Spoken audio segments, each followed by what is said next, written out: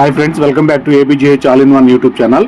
ఈ video India squad Afghanistan తోటి ఏకైక టెస్ట్ మ్యాచ్కి సంబంధించి శుభ్మన్ గిల్ కెప్టెన్గా, యశస్వి జైస్వాల్, కేఎల్ రాహుల్ వైస్ కెప్టెన్గా, Sai Sudharsan, Rishabh Pant wicket keeper, Devdutt Padikkal, Nitish Kumar Reddy, Washington Sundar, Kuldeep Yadav, Mohammed Siraj, Prasidh Krishna, Manav Suthar, Gurnoor Brar, Harsh Dubey, Dhruv Jurel wicket keeper, ఇలా 15 మందితో కూడిన స్క్వాడ్ అయితే అనౌన్స్ చేయడం జరిగింది.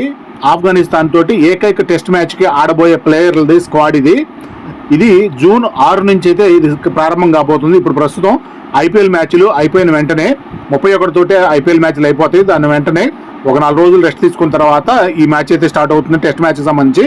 అలాగే ఆఫ్ఘనిస్తాన్ తోటి 3 వన్డే మ్యాచ్లకు సంబంధించి కూడా స్క్వాడ్ అయితే అనౌన్స్ చేయడం జరిగింది.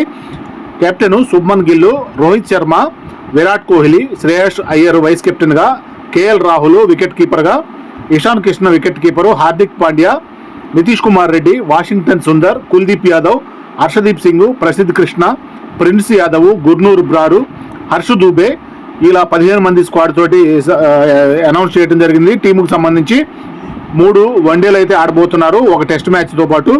దీనికి సంబంధించి రోహిత్ శర్మ మరియు హార్దిక్ పాండ్యా ఇద్దరు కూడా ఫిట్నెస్ పరంగా కొంత గాయాల పాలై ఉన్నారు కాబట్టి వీళ్ళు ఈ మ్యాచ్ స్టార్ట్ అయ్యే టయానికి ఫిట్నెస్ని అయితే నిరూపించుకొని ఉండాల్సిన అవసరం అయితే ఉంది.